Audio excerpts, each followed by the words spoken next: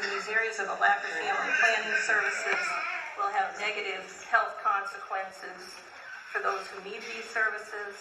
It will result in increased unintended pregnancies, increased teen pregnancies, and negative birth outcomes. Is that correct? That is likely. And I understand that some counselors here have indicated that they needed additional information about these contracts. Have you answered all of the counselors' questions at this point? We believe we have answered all questions that have been asked to the department. And still these contracts are not being brought back? That is correct. Thank you. Thank you. Further discussion on this item or any items as part of 21 through 27F? Oh, Councilor Gatsas. Thank you, Governor. Procedural question. How many times can contracts come before this council? How do we say no? As many times as the governor wants to put them on the agenda. I would request the governor put the family planning contracts on the agenda at every meeting until they are approved. We'll be here. I mean, they can. The governor said, Can we fix that in the month? nope. Sorry. Constitution.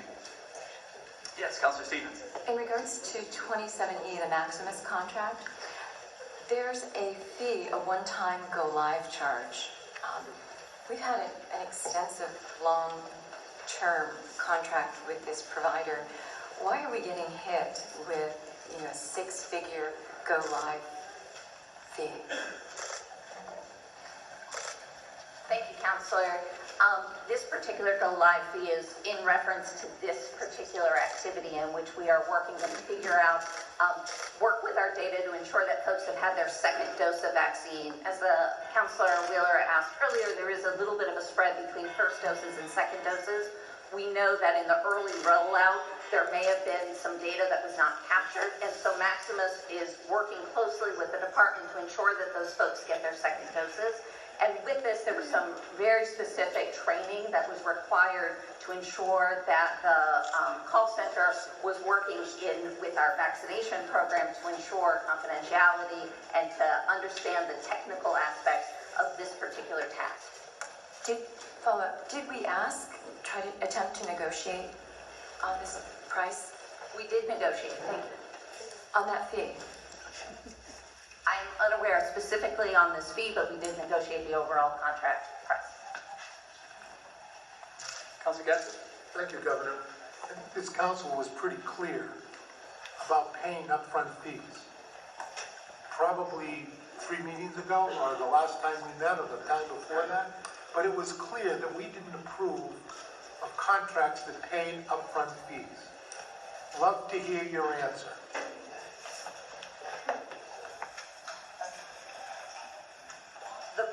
The funding for this, they will invoice us when they set up. So it's a cost reimbursement for the setup. It's not an upfront payment. Well, there aren't many companies that I know of out there that are public companies that people will give them a contract if they're paying up front for a setup. This is a setup fee, and we're paying them, whether it's coming back later. That's just the same thing this council said no to. I don't believe it is. What the council said no to was an upfront advance payment to set up.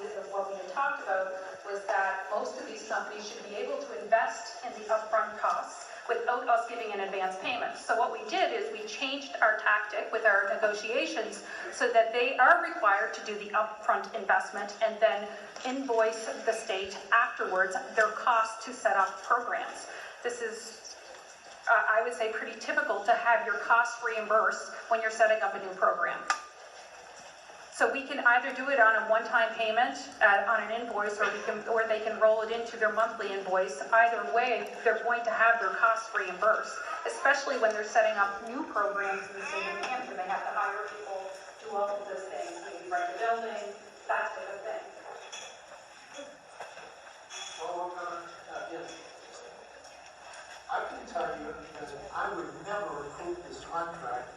You can call it whatever you want to call it. It's still paying for their setup, which is wrong. And this council shouldn't be doing that. We can do it whatever way you want to do it. So the council is against reimbursing companies for their costs to start a contract? Correct. If they're providing a service and the service is $3, then they should increase their service price to make the accommodations for those setup prices. Because that's what most companies that are private companies do. So you would rather see their setup cost integrated into their monthly invoicing instead of a one-time invoice cost after they set up?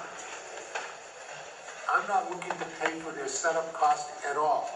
You can twist the language whatever way I'm you not want to twisting twist the it. language, Counselor. But what I'm looking for is for them to do business as most companies in this country do. If you want our business, come in and do the service. If I may, when we set up a $50 million MMIS system with a lot of upfront hardware, it takes years. We pay for that hardware as they go before they bill us for the management of the system. To be fair, we don't pay for them upfront, but as they put in the servers and all this kind of stuff, it's multi-million dollars. We do pay. So I'm just saying there is a precedent here for especially when you live in the tech system. They put it in, they send us an invoice, we move on. They put it in, and then we get to the monthly billing for the programmatic fees. I understand that you can do it, you can try to integrate that, but No, I agree. I think that the impression that we were under during the initial conversation was that the council had a problem with paying money upfront before they started the contract. So the way we strategized was that we would have the company pay for those startup fees themselves and invoice them to us either the Okay, we're gonna take a pause here.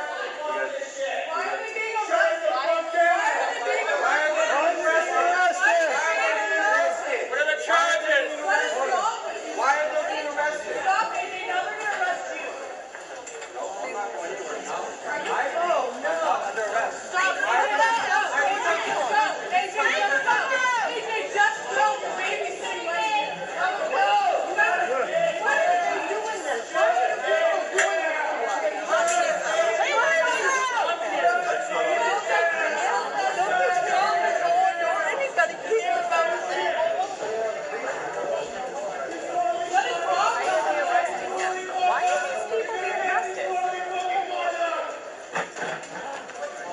They didn't do anything. They didn't do anything. JR, they did nothing. They were sitting there. They did nothing. They just came and took them. They did nothing. They took Therese. They took Lady. I didn't go in and say, what are you doing? What are you doing? I didn't just go in and say. Hey.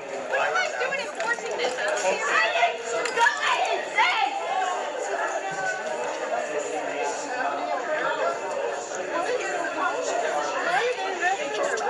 So that was my directive to the commissioner.